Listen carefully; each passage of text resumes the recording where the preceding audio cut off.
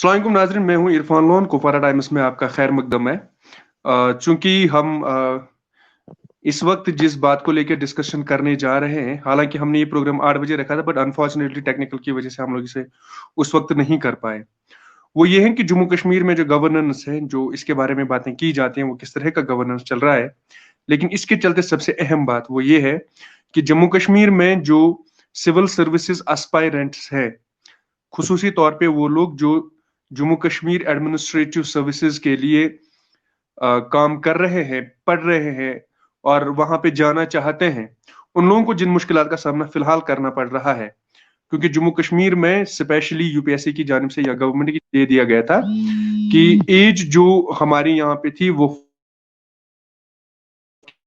थी, यानी 40 general category के लिए और 43 उन लोगों के लिए जो रिजर्वेशन में थे, लेकिन बाद में इसे हटा के 30 और 32 कर दिया गया है। और इसके चलते फिलहाल यहाँ पे लोग जो एस्पायरेंट्स जो है उनको किन मुश्किलात का सामना करना पड़ रहा है, वो क्या चाहते हैं, और इसके हवाले से कुछ एस्पायरेंट्स जो है उन्होंने हाल ही में एलजी साहब को एक चिट्ठी भी लिखी और उसमें उन्होंने यही रिक्वेस्ट करी कि वो जिस तरह से पहले यहाँ पे निजाम था उसी तरह से चलाया जाए। और हमारे साथ इन्हीं बातों को लेके आज खुसूसी तौर पे दो मेहमान हैं। हमारे साथ हैं खान आतिफ साहब और हमारे साथ हैं पीरजादा मैसर साहब। ये दोनों जो हैं ये गवर्नेंस के तो एक्सपर्टीज हैं ही, साथ में खान आतिफ साहब जो हैं ये स्कॉलर भी हैं पब्लिक एडमिनिस्ट्रेशन के, और जो पीरजादा मैसर साहब है वो भी पब्लिक एडमिनिस्ट्रेशन के ही मास्टर्स है। आप दोनों मेहमानों का पहले तो बहुत बहुत खैर मकदम और शुक्रिया कि आप हमारे इस प्रोग्राम में आए। खान आतिफ साहब, मैं शुरुआत आप ही से करूंगा। क्या आपको आवाज आ रही है आतिफ साहब? आवाज आ रही है लेकिन वीडियो नहीं ना। मैं आपको बहुत कम सुन रहा हूँ। खान आतिफ साहब, आपको आवाज आ रही है? आप आवाज आ रही है but I am not visible और देयर मैं तो ये तो स्लो में नहीं नहीं जी, आप हमें विजिबल हो, आप हमें विजिबल हो, आप सर आप हमें विजिबल हो।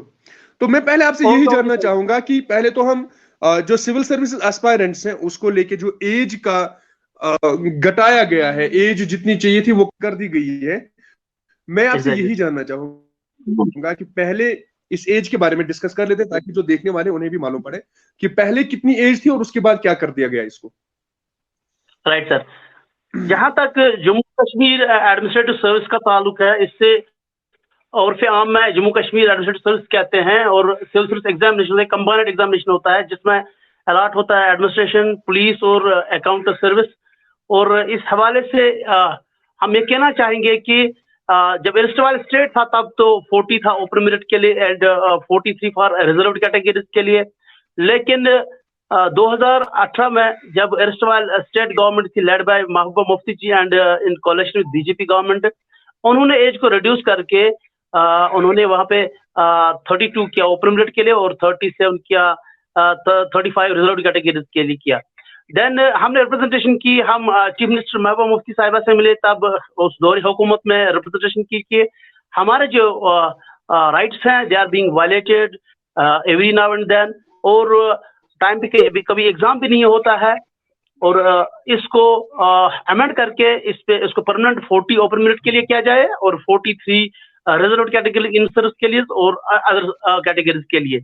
लेकिन फिर हम उस चीफ मिनिस्टर की इंटरवेंशन की बदौलत SRO 274 इन्वोक करके 37 फॉर ओपन मेरिट और 39 फॉर रिजर्व कैटेगरीज किया गया। But that was one time exhibition, we were not aware about this. उन्होंने वहां पे लिखा था 2018 ओनली वैलिड फॉर 2018, लेकिन हम इस ख्वाबी गफलत में रहे कि ये परमानेंट इन्होंने रिजॉल्व किया है।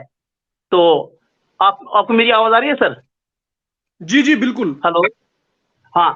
तो फिर जब आगे बात चली, फिर कोरोना हुआ, और फिर 2019 में कोरोना हुआ, फिर 2020 में भी हालात यूं ज्यों के त्यों रहे, और हमने ये चाहा कि जब अब और एडवर्टाइजमेंट आने वाली थी, हमें ये बताया जा रहा था कि यार इसकी एज वही है जो SRO 103 इन्वोक किया गया है, उसी हवाले से ये एडवर्टाइजमेंट करने जा रहे हैं। But we were up in the arms में, हमने कहा कि ये जो महबूबा मुफ्ती ने उस टाइम SRO लाया है चीफ सेक्रेटरी के बदौलत से, गाइड को डायरेक्ट करके 274 इन्वोक किया है, ये परमानेंट है। We were in doubt. फिर हम लास्ट विंटर्स में फिर खड़े हुए और हमने पॉलिटिशियंस को इस्तेमाल करके सजाद गनी लोन साहब को, अल्ताफ बुखारी साहब को, वो जो ना नेशनल कॉन्फ्रेंस के जो यानी उनके लीडरान जो हैं, मीर सैफुल्लाह साहब, कैसर जमशीद लोन साहब और बड़े बड़े जो जोमा हजरात जो हैं, उनको इस्तेमाल करके हमने गवर्नर तक ये बात पहुंचाई। और इवन कि अल्ताफ बुखारी साहब खुद गवर्नर के हवाले से मिले और गवर्नर ने फिर हमें उन्होंने वन टाइम रेट रिलैक्सेशन दी, लेकिन गवर्नर को गलत तरीके से इंटरप्रेट किया गया। वो अफसोस की बात है। लेटर ऑन कुछ ऐसे सेक्शन थे सोसाइटी में जिनको ये रास बात नहीं आ रही थी, क्योंकि हम ये नहीं चाहते कि हम सीनियर्स जो है वो कोचिंग सेंटरों का रुख करेंगे, कहीं पैसे खर्च करेंगे, क्योंकि we are much senior in the field और हम 2010 से प्रिपेयर करते करते आए हैं और हम दूसरों को गाइड कर सकते हैं और कोचिंग सेंटर का रुख नहीं कर सकते।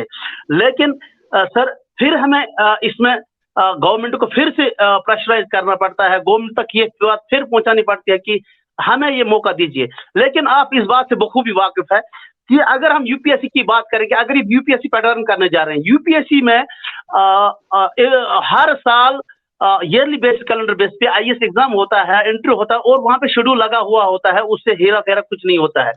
अगर यूपीएससी का सिलेबस उन्होंने किया हमें कबूल है, लेकिन एज क्लास जो है वो जम्मू कश्मीर के एस्पिरेंट से सरासर नाइंसाफी है और it is against the provisions of the article 16। Because अगर हम दूसरे स्टेट्स की बात करते हैं, दूसरी यूनियन टेरिटरी की बात करते हैं, वहां पे जो एज है वो 40 है, 43 है। गुजरात की हम बात करेंगे 45 है, हरियाणा यूपी की हम बात करेंगे 40 है, 42 है वहां पे अकॉर्डिंगली। लेकिन ये हमें ये समझ नहीं आता कि पोस्ट एब्रोगेशन जो है आर्टिकल 370 को एब्रोगेट करके हम ये चाहते थे कि हमें यूनिफॉर्मिटी एट यूनिफॉर्म लाया जाएगा with the rest of the nation, but हमारे साथ क्या सुलूक किया गया कि हमारे एज को फिर से रिड्यूस किया जा रहा है और हमारे जो मौके हैं वो छीने जाते हैं, right equal opportunity of employment. Even in service candidates को 43 होता था, हमें अब उस चीज से भी हटाया, वो रिजर्वेशन भी हटाई गई। हम ये चाहते हैं कि उस एज क्राइटेरिया को बदलकर उसको उसी को रेस्टोर किया जाए जिस तरह था इस वाले स्टेट में। हम ये चाहते हैं कि 40 किया जाए ओपन मेरिट और 43 इन सर्विस के लिए and according for other category. Because आपको पता है कि 2015 से लेकर आज तक उन्होंने 2 ही एग्जाम जेके पीएससी ने कंडक्ट किए हैं और कंप्लीट किए हैं। अगर 2018 की बात करें, जब से SRO 103 आया है तब से लेकर आज तक इन्होंने एक रिक्रूटमेंट सिर्फ कंप्लीट किया सर, जो कि आया है और बच्चों का टाइम जाया हो। 2019 में जो एलिजिबल थे, 2020 में जो एलिजिबल थे वो इनएलिजिबल हुए, वो मौका उनको कहां से आएगा सर? ये हमारी बात है जो हम बावर करना चाहते हैं आपकी वसात से, और हम आपकी कुपवारा टाइम्स के शुक्रगुजार है कि आप हमें ये मौका दे रहे हो कि इस बात को आगे पहुंचाएं। थैंक यू खान आरिफ साहब। मैं मैसर साहब आपके पास आ रहा हूं, वो ये जानना चाहूंगा कि ये जो एज बार किया गया है इसको मिनिमाइज कर दिया गया है। जनरली हम देखें जो कि इन्होंने कहा कि बहुत से लोगों ने शायद गलत गाइडेंस की या उन्होंने और कुछ इससे दिखाने की कोशिश की। मैं ये जानना चाहता हूं कि एज रिड्यूस करने की वजह से खुसूसी तौर पे क्या कुछ और असर पड़ा नौजवानों पे? क्योंकि जिस तरह से अगर हम इसको देख रहे हैं कि 2000 जैसे इन्होंने कहा 2015 से 2021 तक अभी 22 चल रहा है, सिर्फ 2 ही एग्जाम्स किए गए एडमिनिस्ट्रेटिव सर्विसेज के लिए, तो क्या इसकी वजह से बहुत ज्यादा इंपैक्ट पड़ा कि जो एस्पायरेंट्स थे जो वो एज क्रॉस कर चुके हैं, तो क्या उनके लिए कोई और ऑप्शन बनता है या फिर नहीं बनता है? तो क्या गवर्नमेंट जो है वो और उसमें लैतुलाल से काम कर रही है? बेसिकली ये है क्या सारा इसमें मुद्दा? थैंक यू इरफान साहब, थैंक यू वेरी मच। आपने हमें ये प्लेटफॉर्म दे दिया कि हमें अपनी बात रखने के लिए। देखो, जो यूपीएससी की बात है, अगर हम यूपीएससी के बारे में बात करेंगे तो वहां पे एक इम्पॉर्टेंट बात आतिफ साहब ने रखी है कि वहां पे ईयरली कैलेंडर बेस्ड एग्जाम्स होते हैं और जेएंडके में 2015 से लेकर 2022 तक सिर्फ 3 बार एग्जाम हुए हैं। और यू ऑल नो दैट कि पॉलिटिकल अनरेस्ट यहाँ पे चल रहा था, इसकी वजह से यहाँ पे बच्चों पे उनके माइंडसेट पे इम्पैक्ट पड़ रहा है। के साथ साथ में हम ये चाहते हैं कि ये there should be good governance in the state of Jammu and Kashmir after abrogation of article 370 specially. लेकिन क्या हुआ कि जो एज है जेकेएस में एज क्राइटेरिया को लेकर बहुत सारे माइंडसेट पे इम्पैक्ट पड़ा बच्चों पे, क्योंकि एज यहाँ पे स्पेशल मौके मिलने चाहिए बच्चों को। जो लोग प्रिपेयर कर रहे हैं फ्रॉम लास्ट 6 और 7 ईयर से या 8 या 10 सालों से प्रिपेयर कर रहे हैं, तो इसको टाइम लगता है। कोई भी सिविल सर्विस एग्जाम क्रैक करने के लिए it takes time, it takes decades at times as well. तो यहाँ पे स्पेशल मौके मिलने चाहिए, मतलब ज्यादा एज कम्पेयर टू यूपी या as compared to other states of India. तो वहाँ पे इतना ज्यादा टर्बुलेंस नहीं रही है, वहाँ पे हालात बिल्कुल ठीक रहे हैं, उन पे माइंडसेट पे इतना ज्यादा असर नहीं पड़ा है। इस वजह से यहाँ पे स्पेशल मौके मिलने चाहिए। लेकिन अनफॉर्चुनेटली जो जेकेएस जो कश्मीर एडमिनिस्ट्रेशन है, उन्होंने क्या किया, उन्होंने जो एज रिड्यूस किया है, जिसकी वजह से यहाँ के बच्चों पे बहुत ज्यादा इम्पैक्ट पड़ा है। I am telling you personally कि आई एम एलिजिबल, मैं अभी 32 नहीं हुआ है, लेकिन it's a grave injustice for the candidates who have जिनको जो अभी 34 या 35 या इससे अबव एज ग्रुप में आए चले गए हैं। एंड जो लोग अभी 2014 से प्रिपेयर करें, तो उनके माइंडसेट पे क्या असर पड़ेगा, इसकी वजह से टाइप ऑफ अनरेस्ट इनके अंदर से पैदा हो रहा है। तो हम ये चाहते हैं कि स्पेशल प्रोविजन होने के बावजूद भी हमें जो नॉर्मल प्रोविजन भी नहीं दिए जा रहे हैं। अगर हम जैसे आतिफ साहब ने कहा है कि गुजरात की बात करेंगे, अगर हम यूपी की बात करेंगे और other states, other union territories as well, अगर उनके बारे में बात करेंगे, तो उनको स्पेशल मौके प्रोवाइड किए जा रहे हैं। तो बनिस्बत कि हमें वो मौके मिलने चाहिए। अगर यूपीएससी में 40 है, अगर यूपीपीएससी में जो यूपी का जो पब्लिक सर्विस कमीशन है, अगर वहां पे 40 है, तो we should be given 42, but unfortunately we have been given the opportunity at the age of only 32। तो ये हमारे लिए बहुत बड़ी बदकिस्मती की बात है कि हमें ऐसे मौके फराहम नहीं किए जा रहे। तो वो आपकी वसादत से हम अपनी बात पहुंचाना चाहते हैं, जो पॉलिसी मेकर्स हैं हमारे जे.एंड.के में, कि इस चीज को आप कंसिडर कीजिए, ताकि बच्चों को थोड़ा बहुत मौका मिल जाएगा। आतिफ साहब, मैं आपके पास फिर से आ रहा हूं कि इस चीज को चैलेंज करने के लिए फिलहाल आप लोग क्या कर रहे हैं, क्योंकि जिस तरह से आप बोल रहे हैं ये कितना ग्रेव इशू है और जो एस्पायरेंट्स है उनको कितना ज्यादा नुकसान हो रहा है, क्योंकि ये सिर्फ कश्मीर में नहीं हो रहा है, जम्मू में भी इक्वली नुकसान हो रहा है। तो क्या कोई इस तरह का कोऑर्डिनेशन कमेटी बनाई हुई है ताकि दोनों जगहों से इसको एक प्रेशराइज करके एटलीस्ट वो एज वापस मिले जो पहले थी या जो बाद में कही गई थी? क्या इसके लिए कोई काम कर रहे हैं आप लोग? Exactly, sir. We are at it, and we are using all the mediums, all the channels as of now. And we are having Jammu-based aspirants and Kashmir-based aspirants, and they are very much in contact with us. And we are coordinating our efforts, and we are channelizing in proper manner these efforts to pressurize the government and to request the government as well. We are having so many means. We have political means and judicial means. And meanwhile, we believe in mainstream. We believe in the leaders who are leading the nation, who are at the helm of affairs, and they will support us in the endeavor, and they will request the Lieutenant Governor, sir, to intervene and kindly take this, restore this age as it was in the erstwhile state. And meanwhile, we are planning to file the petition in the court of law, inshallah, very soon, because at the end of the day, there is judicial intervention necessary, because we believe in judicial activism. Because when we switch over to judiciary will definitely help, and they will pave the way.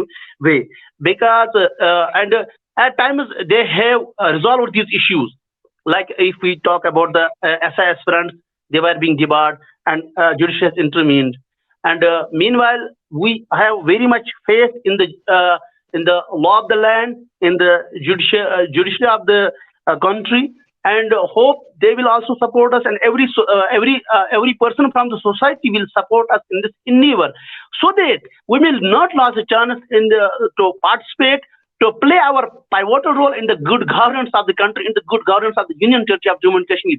Because you are well aware that we are having so many scholars at hand who can very much streamline the Union Territory, who can develop the Union Territory in beautiful manner. And hopefully, those people are being given a chance to enter into the examination, sit in the examination, and participate in the competition. Because we have so many friends, we are having so many scholars who are very much talented, who have who are learned aspirants who can participate in the good governance. And meanwhile, I am having another request that public administration is one of the beautiful subjects which helps in governance of the country, governance of any state, governance of any city.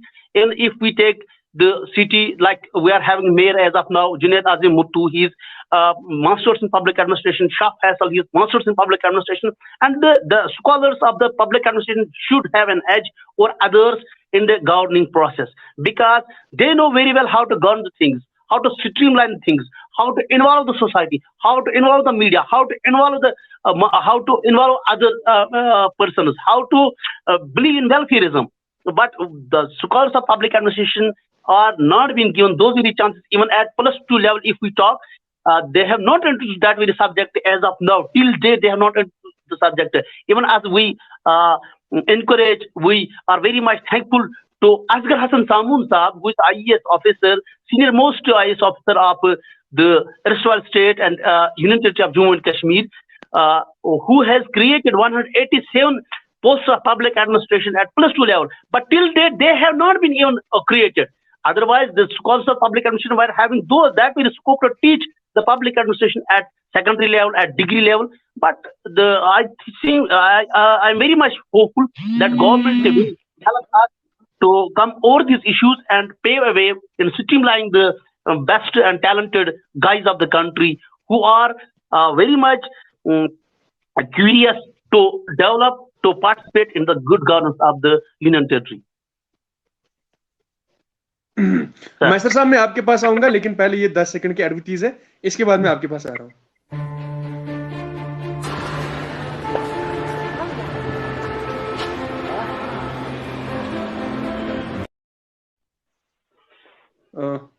Unfortunately technical की वजह से मुझे लग रहा है technical team को advertise नहीं आया।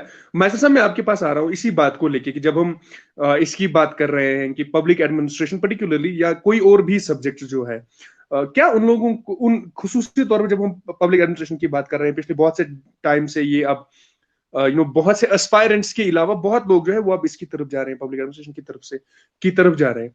क्या आपको लग रहा है कि ये इतना इंपॉर्टेंट सब्जेक्ट अब बन गया है कि इसको 10th के लिए वोकेशनल या 11th 12th +1 +2 के लिए एज वोकेशनल सब्जेक्ट नहीं, या एटलीस्ट मेन स्ट्रीम सब्जेक्ट बनाना चाहिए, ताकि लोग भी समझे कि किस तरह का काम हो रहा है? और दूसरा ये कि क्या गवर्नमेंट ने इसके लिए कोई और स्टेप्स भी उठाए हैं इसको एज अ सब्जेक्ट इंट्रोड्यूस करने के लिए 11th 12th के लिए?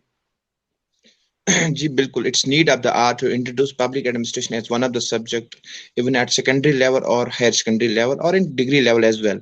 बिकॉज अगर हम पब्लिक एडमिनिस्ट्रेशन के अगर हम इसके क्रक्स को देखेंगे कि what public administration exactly is, public administration is all about governance and how to administer state, how to make welfareism, how to make public involvement in the field of governance, like civil societies, like motivate the people to bring their contribution in the process of governance of a country. People's participation is need of the art in the modern era of governance. And as we all know that today in today's world there is the process of good governance. So good governance is not possible without the participation of public. Everything revolves around the public in a modern democracy. So for that public administration को edge मिलना चाहिए, लेकिन unfortunately it's a new discipline. यह भी इतना ज्यादा पुराना subject नहीं है। 1887 में इसका इवॉल्व हुआ है in the sphere, in the administrative sphere में। तो ये एज अ न्यू डिसिप्लिन, लेकिन इसके हर एक सब्जेक्ट को आने में, इवॉल्व होने में टाइम लगता है। But I think public administration has been made its maturity in the field of academy right now. तो कुछ गवर्नमेंट ने कुछ दिया है, कुछ चांसेस दिए हैं पब्लिक एडमिनिस्ट्रेशन को इंट्रोड्यूस करने में। जैसे +2 लेवल में अभी इंट्रोड्यूस नहीं हुआ है फुली, लेकिन कहीं जगहों पे ये इंट्रोड्यूस हुआ है, लेकिन फुली इंट्रोड्यूस नहीं हुआ है। अगर हम बात करेंगे सेकेंडरी लेवल पे, जैसे अगर इसको इंट्रोड्यूस किया जाएगा वहां पे, तो लोगों को अपने राइट्स और ड्यूटीज के बारे में पता चलेगा कि what are our rights, what are our duties towards the nation. तो a type of patriotism will be developed in the common masses। जो आजकल के बच्चे, यही आजकल के जो बच्चे या सेकेंडरी लेवल पे या बिलो एलिमेंट्री लेवल की बात भी हम करेंगे, यही होता है नेशन का फ्यूचर, यही होता है। तो अगर इस लेवल पे पब्लिक एडमिनिस्ट्रेशन को मौका दिया जाएगा, as a simple discipline create किया जाएगा और बच्चों को इसके बारे में थोड़ी बहुत इल्मियत मिल जाएगी, तो definitely the time is not so far when we will realize truly democratic India. तो हमारी गवर्नमेंट से यही रिक्वेस्ट है कि पब्लिक एडमिनिस्ट्रेशन को प्रमोट किया जाए, ताकि एक ट्रूली डेमोक्रेटिक इंडिया हमारे मतलब ग्लोबल मैप पे आ जाएगी। Right now India is the largest democratic country of the world. Largest democratic country of the world mean that the public should be well aware about their rights and duties as well, and public should know what is the role of public in the governance of a society, governance of a country. So जब तक ना public को aware किया जाएगा तब तक public को कैसा पता चलेगा? So public administration is one of the tools through which we can aware the public, we can bring the people in the process of governance. So it's very important, जैसे आतिफ साहब ने कहा है कि गवर्नमेंट ने कुछ इश्यूज इसके बारे में खड़ा किए हैं कि पब्लिक एडमिनिस्ट्रेशन को मौका मिलना चाहिए। असगर सामून साहब ने क्रिएट किया है सब्जेक्ट इन सेकेंडरी लेवल पे। तो लेकिन this is not enough till that ऐसे मतलब मौके नहीं मिले हैं public administration as a subject को। लेकिन government should take initiatives to bring it fully in the field of at many like levels, like secondary level, degree level, and higher secondary level as.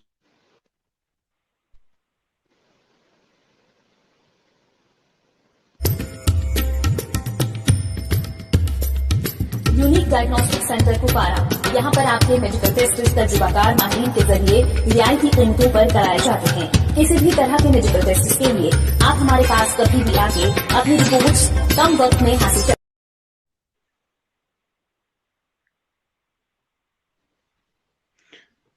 Khan Atif साहब, मैं आपसे ये आखिरी सवाल पूछ रहा हूँ, आपको आवाज आ रही मेरी?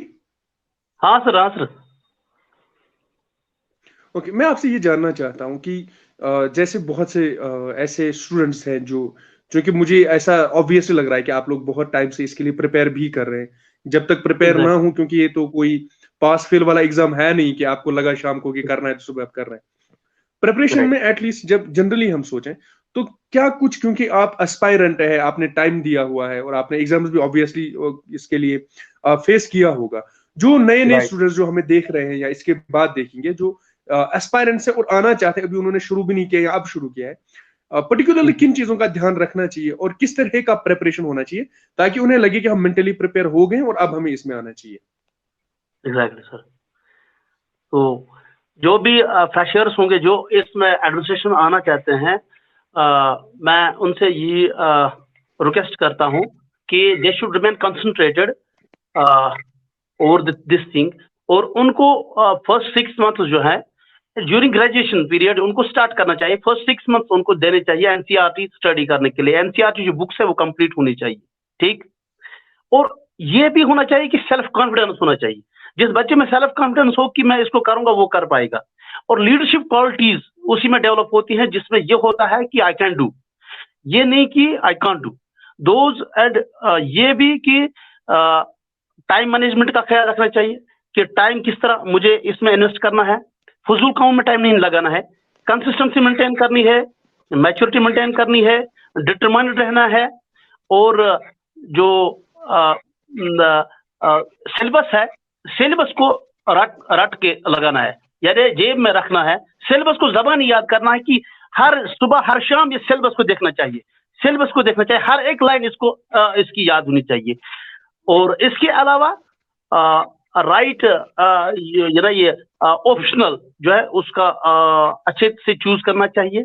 और इसके अलावा करंट अफेयर्स डेली पढ़ना चाहिए, और एक पेपर हिंदू पढ़ना चाहिए, या और कोई मैगजीन, अच्छी सी मैगजीन, और इसको करंट अफेयर्स उसके लिए अलग कॉपी मेंटेन करनी चाहिए। इसके अलावा और जो टाइम है, टाइम उसका बहुत बड़ा ख्याल, और अर्ली इन द मॉर्निंग उठना चाहिए, अर्ली इन द मॉर्निंग वो शुरू करना चाहिए स्टडीज, और बीच बीच में ब्रेक्स भी लेने चाहिए। कहीं पे जब बोर्डम फील कर रहा हो, लाइट म्यूजिक सुना किया करो, और इधर उधर, और मतलब ज्यादा से ज्यादा कंसेप्चुअल क्लैरिटी कि रट नहीं लगानी है इसमें। कंसेप्चुअल क्लैरिटी तब आएगी जब एनसीईआरटी मटेरियल अच्छी तरह से स्टडी कर पाएगा। बस यही है, इसमें इन चीजों का ज्यादा से ज्यादा ख्याल रखना है। और कोचिंग इसमें कोई रोल नहीं अदा करता है, कोई रोल नहीं। सेल्फ स्टडी सबसे बड़ी चीज जो मैंने देखी अभी तक, और माइसर साहब ने खुद, हमने कहीं कोचिंग नहीं ली, सिर्फ सुपरफिशियल गाइडेंस ली केस ऑफिसर से, कुछ केस ऑफिसर थे उनसे सुपरफिशियल। और सबसे अगर मैं मैंने कोई ऑफिसर देखा है अपना डिस्ट्रिक्ट में, इवन पूरे J&K यूटी में, and I salute the dedication commitment of deputy SP Hilal Khaliqbagh. He is one of the brilliant brains of our district Kupwara. I salute him and I love him by heart. तो मायसर साहब भी जानता है about very well. He is as of now SDPO Tangmarg. उससे भी बीच बीच में मिलाकर, उससे जब मिलकर उससे अलग ही वो फीलिंग आती है कि मैं जैसे मैं ऑफिसर सिलेक्ट हुआ. तो जी सर. मैसर साहब, मैं आपके पास यही पूछना चाहता था, आतिफ साहब ने भी इसमें जिक्र किया, वो यही है कि क्या कोचिंग बहुत ज्यादा अहम रोल अदा करता है, और दूसरा ये कि आपको कुछ और ट्रिक्स लग रही हैं कि किस तरह से इसकी पढ़ाई करनी चाहिए. जी बिल्कुल, एग्जैक्टली इरफान साहब. देखो, एक कोट है सिविल सर्विस के बारे में. सबसे पहले मैं एक कोट मतलब कोट्स की मदद लेना चाहता हूँ यहाँ पे. एक कोट है सिविल सर्विस के रिलेटेड, वो है ये है कि if you can do it I can do it, if you can't do it I can do it, but if none can do it, I will do it. This is the concept a civil servant, a civil service aspirant should take this thing in his or her mind, that कि civil service ये कोई मतलब tough job तो नहीं है, लेकिन सबसे important ये चीज होते हैं कि right decision at the right time. At the right time बहुत important है. जैसे for example we have started preparation for civil services after completed our post graduation and after completed our bachelor's degree in education as well. So if अगर आप civil service में आना चाहते हो, you have simply वहाँ पे एक degree आपकी एलिजिबिलिटी होती है, यानी कि आप ग्रेजुएट होना चाहिए किसी भी फील्ड में. तो ग्रेजुएशन के बाद आप इसके लिए एलिजिबल हो. फिर आप ग्रेजुएशन के दौरान ही आपको इस चीज का मतलब इसी की ओरिएंटेशन लेके आपको ग्रेजुएशन करनी है. फॉर एग्जांपल, अगर आप कोई सब्जेक्ट ऑप्शनल है, अगर आप ग्रेजुएशन में वो सब्जेक्ट वही ऑप्शनल आप पढ़ोगे तो 3 साल में इसकी आपकी कंसेप्चुअल क्लैरिटी हो जाएगी. That's very important, that's very much requirement of this examination कि आपकी कंसेप्ट सारे क्लियर होने चाहिए, तभी आप इसमें आगे एक्सेल कर सकते हो. अब रही बात कोचिंग की. देखो, कोचिंग नहीं करेंगे, हम काउंसलिंग की बात करेंगे. Counselling is very important for this type of examination. Counselling क्या करेंगे, क्योंकि हमें जब हम फ्रेश आते हैं इस एग्जाम में, हमें इसका पैटर्न मालूम नहीं होता कि क्या पैटर्न है. प्री में हमें कैसे पढ़ने, जैसे प्री में एमसीक्यू बेस्ड क्वेश्चंस होते हैं. इसमें आज दो पेपर, जैसे सीसैट है, जैसे एक जीएस पेपर होता है. जीएस में हमें कैसे पढ़ना है, करंट अफेयर कितना इसमें इंपॉर्टेंट रोल रहता है करंट अफेयर का, और जो फैक्चुअल बेस्ड हमें ये क्या फैक्चुअल बेस्ड क्वेश्चंस आते हैं. तो इस सब चीजों के लिए काउंसलिंग बहुत इंपॉर्टेंट है. तो काउंसलिंग इज नॉट बैड, लेकिन कोचिंग पे हमें ज्यादा फोकस नहीं करना चाहिए कि हमें कोचिंग में सब कुछ मिलाएगा, जैसे कशर पोएट आप रेत वैसे हमें नहीं मिलेगा. We have to do it by ourselves. इसमें सेल्फ स्टडी बहुत इंपॉर्टेंट है. लेकिन अगर आपका कोई काउंसलर है, जैसे हमारा ताहिर वानी साहब फ्रॉम डिस्ट्रिक्ट कुपवारा, वही केएस ऑफिसर 2012 बैच 6 रैंक है उनकी, उन्होंने हमें काउंसलिंग दी है कि सिविल सर्विस जो है इसका क्या है. जैसे हिलाल साहब फरमा रहे थे कि हिलाल साहब जो, उन्होंने भी हमें बहुत उनका भी रोल हमें बहुत रहा है कि इस सब एग्जाम को समझने के लिए आज हम इस पोजीशन पे हैं, हम दूसरों को बता सकते हैं, सही रास्ता दिखा सकते हैं. जो गलतियां हमने की है वो आपसे नहीं होनी चाहिए. तो कोचिंग हम नहीं करने, counselling is very important for the sake of this examination. लेकिन सबसे इंपॉर्टेंट चीज ये होता है, एक बच्चे के अंदर डेडिकेशन होनी चाहिए, एक बच्चे के अंदर गोल होना चाहिए. वो इस गोल के पीछे मतलब इसके पीछे ही पढ़ना चाहिए जब तक नहीं ये गोल हासिल हो सके. और इसमें सबसे इंपॉर्टेंट चीज, एक और चीज ये है कि आप की जो स्टडी मटेरियल होना चाहिए वो मतलब बराबर होना चाहिए up to the requirement of this examination. जैसे फॉर एग्जाम्पल, कोई इसमें इंपॉर्टेंट चीज ये रहता है कि what to read is not important, but what to eliminate, what not to read is important. क्योंकि अगर हम सिलेबस को देखेंगे, ये बहुत वास्ट सिलेबस होता है, लेकिन इसमें एक यही चीज होती है कि अगर सही मटेरियल हमें सही जगहों पे मिलेगा तो हम इस चीज को कम टाइम में हासिल कर सकते हैं. आप दोनों मेहमानों का बहुत बहुत शुक्रिया कि आप हमारे इस प्रोग्राम पे आए और हमने इतनी लेट भी ये शुरू किया और आप अवेलेबल थे. आप दोनों का बहुत बहुत शुक्रिया and wish you both all the best. और जितने भी हमारे एस्पायरेंट्स हैं उन सब लोगों को भी गुड लक, और दुआ यही करेंगे कि जो जितनी मेहनत करे अल्लाह पाक उनको जो है उसका फल दे दे. आपका बहुत बहुत शुक्रिया हमारे इस प्रोग्राम में आने के लिए. बहुत बहुत शुक्रिया. आप हमें